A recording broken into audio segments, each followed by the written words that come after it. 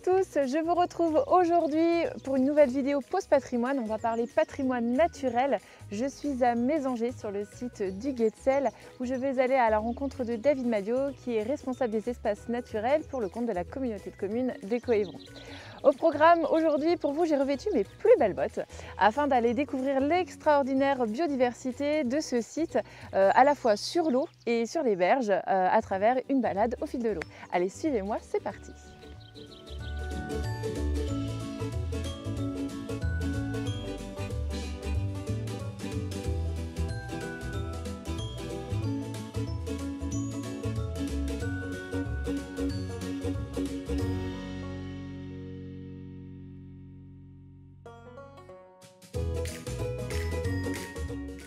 Alors là, David, on est sur la rive sud de cet étang de 48 hectares, hein, c'est ça? C'est ça. Qu'est-ce qu'on peut entendre et qu'est-ce qu'on peut y voir comme animaux?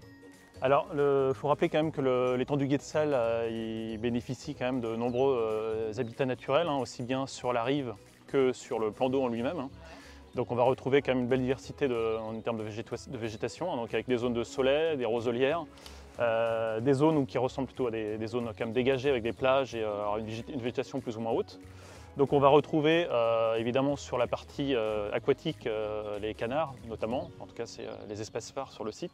Sur la rive on peut retrouver des limicoles et notamment le petit gravelot qu'on va essayer d'aller voir tout à l'heure, qui est arrivé il y a quelques semaines sur le site, parce que c'est une espèce migratrice. Et donc on va essayer d'aller voir les parades, peut-être des accouplements, et en tout cas les formations de couples sont vraiment en ce moment, quoi.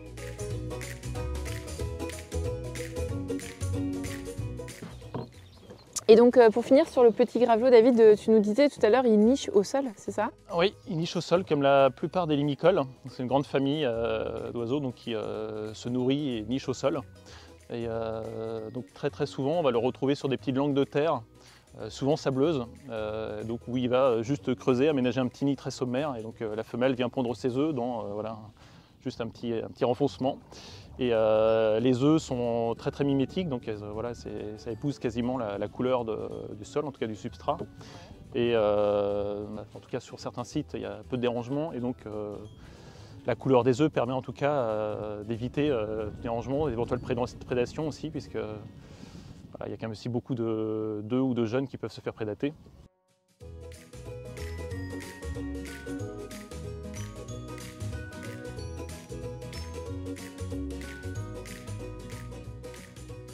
Quand le niveau, on va dire, est un peu plus bas ou que des langues de terre ont été dégagées comme ça, l'espèce peut tout à fait s'installer. Donc là c'est le cas, hein, puisqu'elle est arrivée il y a déjà quelques semaines, et donc là les couples sont en train de se former, et il devrait y avoir une nidification cette année. Donc il peut y avoir au moins 2 nichés, enfin, c'est très courant qu'il y ait 2 nichés.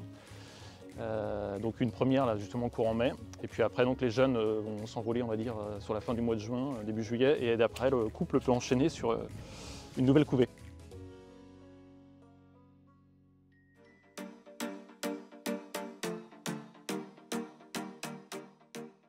Alors là, David, on a vu que ça bougeait tout à l'heure dans l'eau.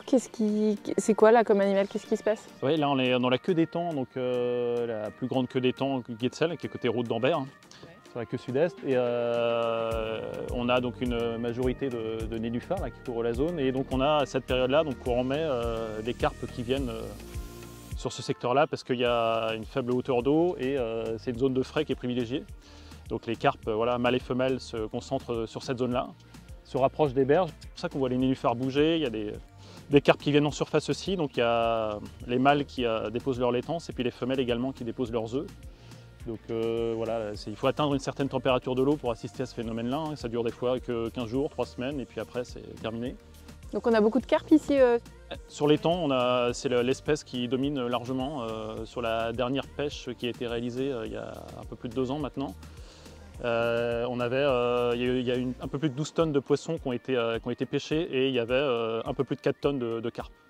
Donc la proportion de carpes est quand même importante. Il y en a pas mal là, hein? Ouais. Donc de toutes les tailles, hein, évidemment, c'est quand même plutôt bien représenté, hein. Il y a des carpes qui font quelques centaines de grammes jusqu'à certaines, les plus grosses, qui dépassent les 25 kg. Alors si on s'est arrêté aussi sur la queue d'étang, c'est pour montrer donc, un petit peu la diversité des habitats. Là, on se retrouve avec Devant nous, des zones de carex, ce qu'on appelle, enfin des touradons de carex. Donc ça, c'est des zones aussi qui sont privilégiées pour la nidification des oiseaux d'eau et notamment des canards. Donc là, on va retrouver les espèces les plus communes, hein, le canard colvert. Il peut y avoir aussi des foulques qui vont nicher en périphérie, les foulques macroules. Les poules d'eau peuvent nicher aussi également sur ces secteurs-là. Et puis, on a 2 îlots de nidification qui sont à proximité, hein. On va passer un petit peu à côté là tout à l'heure. Ces îlots-là, ils ont été créés vraiment pour la nidification des canards plongeurs, donc 2 espèces bien spécifiques qui s'appellent le fuligule milouin et le fuligule mourillon.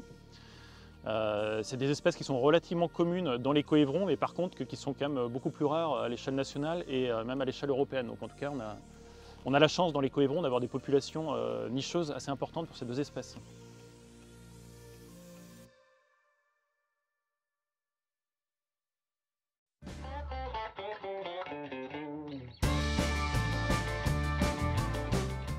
Alors là, on se trouve sur la rive nord de l'étang.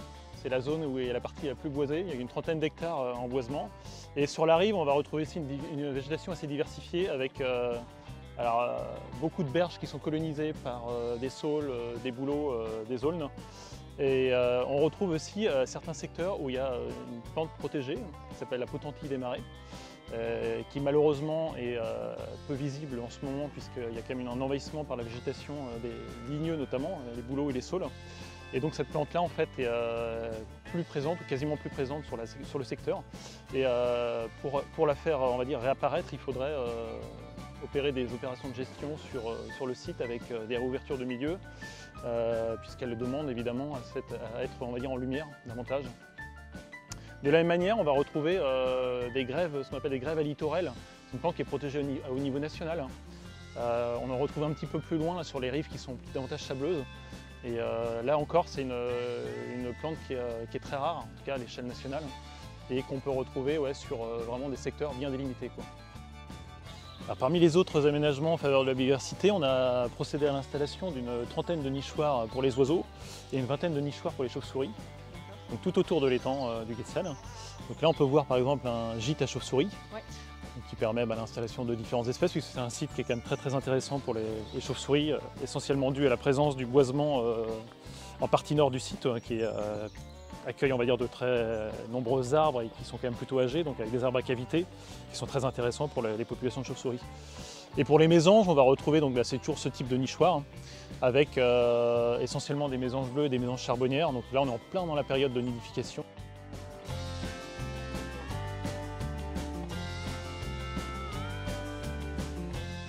Voilà, j'espère que vous en aurez appris un peu plus sur cette incroyable biodiversité ici sur le site de l'étang du Guetsel à Mésanger. N'hésitez pas à venir vous promener dans cet endroit. Sachez également que c'est un très beau départ de sentier de randonnée pédestre. Moi je vous dis à très bientôt pour de nouvelles vidéos. Bye bye!